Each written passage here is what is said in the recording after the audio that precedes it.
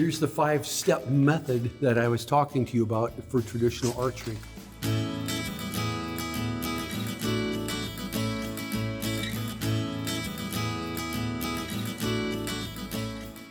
Five steps to traditional archery shooting with the tip of the arrow always on the target.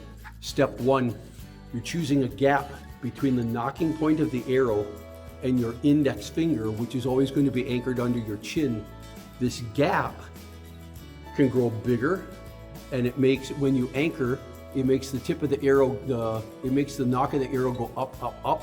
So the tip of the arrow goes down, down, down, so it shoots closer and closer and closer.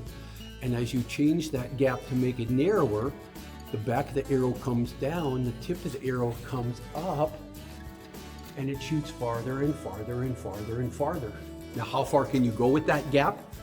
I typically use 4 fingers all the way down. This is what 5 meters looks like for shooting at 5 meters. Here's what 10 looks like, 20, 30, 40, 50, 60, 70, 90, 120 meter gaps. And it's always about the distance between the nocking point of the arrow and the tip of your index finger. And what I want you guys to key in on, what I want you guys to realize is that gap can either be below the arrow or it can be above the arrow. 1 finger, 2 fingers can actually go quite comfortably. Looks like this. I've tried going out to 3 fingers, which would give me about 140 meters. Looks like this. Absolutely can be done. Absolutely can be done. Feels a little bit weird at that time. So what I'm telling you is you have a usable range of 4 fingers under the arrow, 5 meters. I mean, if you got to shoot a target closer than 5 meters, reach out with your arrow and just hit it on the head, because that's how close you are. You don't need to shoot it. You don't need to shoot it with an arrow. It's that close. 5 meters, all the way up to 120 meters. That's a very usable range for an archer, for shooting with a bow and arrow. 5 meters out to 100. From standing right next to you to the length of a football field are those distances. So that's what you want to do. Back to the method. Step 1, you choose your gap. Let's say it's going to be 3 fingers, and you're measuring that gap in the width of your fingers. This is your ruler. You choose your gap. Step 2, you're going to anchor under your chin. Step 3, you're going to look down the side of your bowstring, the left edge, with your eye. That's literally looking right over the top of the arrow then, like that. Step 4, you're going to put the tip of the arrow right smack on your target, the center of the yellow. Not above, not below, not to the left, not to the right. Right smack on your target every single time, every single distance.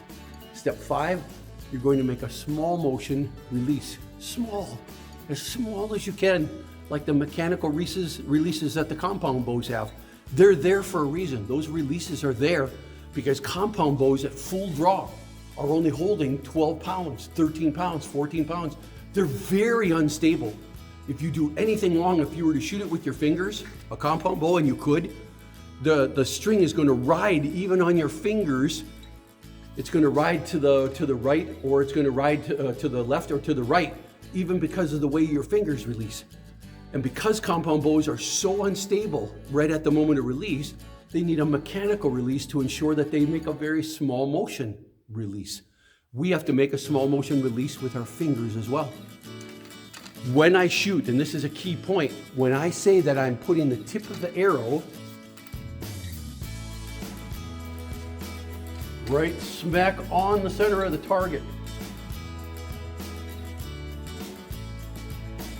I mean I'm aiming right at the center,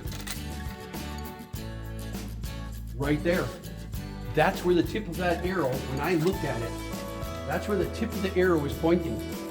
Not below it, not above it, not to the left, not to the right. that at any distance, the tip of my arrow, this is what I'm seeing.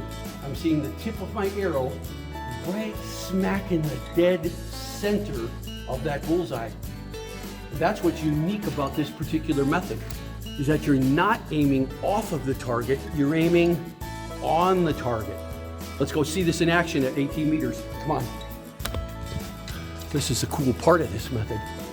This is why it's getting so popular all over the world, really. What's cool is it's just made up of two methods that already exist. All right, let me get set up here. Step one, choose your gap. 18-meter target, 1, 2, 3 fingers, slide my index finger down. That distance from here to here is a 3-finger gap, 3 fingers. There's the 3 fingers, there's my thumbnail, there's me putting the index finger here. First shot of the day. Step 2, draw back under your chin, not on your cheek. Step 3, look down, the left edge of the bowstring right here. You're looking right over the top of the arrow at that point. When you're looking over the edge of the bowstring, step 4, put the tip of the arrow right smack on the yellow. Looks about like that. Step 5, small motion release. Here goes. Step 1, choose my gap. Step 2, a little bit about this. When you're holding it, you don't hook your fingers around like this. That gives you some kind of a hook that has to be released. Instead, you're going to go right in the middle of your finger pads, right about like that. You're still going to curl your fingers, but it'll be much easier to release at that point. If you hook them around like this, it's that much more. Your finger pads kind of swell up, and it becomes kind of a hook that's going to make the bow probably pull to the right. You're going to end up going like that. So just in the middle of the finger tabs and you'll be fine. And you're still curling your fingers, but the bowstring looks like this, and then it releases that much easier. If you hook your fingers around, it's that much harder to try to let go of it. Step 1, choose your gap, 3 fingers. Step 2, draw back under your chin. Step 3, look down the left edge of the bowstring. Step 4, put the tip of the arrow right smack on the yellow. Step 5, small motion release. Let's go see what it looks like. That's me talking and taking my first shot of the day. Imagine when you were shooting a bow for the very first time, and let me ask you a question. What if that was what your first shot ever looked like? What if it looked like that? What a simple method. 5 steps. Choose your gap. Anchor under your chin. Look down the left edge of the bowstring over the top of the arrow. Put the tip of the arrow right on your target. Make a small motion release. I hope you guys found that particular video interesting. I could sit here and shoot all day, but what I want you guys to do is go back and rewind, play, rewind, play, rewind, play, and then go out and give this a try. This is Mark Vogt with VOGTLAND Outdoors. I hope you enjoyed this particular short lesson. Please feel free to subscribe to my channel. Watch my other videos. I've been teaching this for a couple of years now. I've got thousands of subscribers, hundreds of thousands of views going on worldwide. There are people that are seeing the usefulness of this method to teach people to shoot accurately from the moment they pick a bow up. We'll see you out there.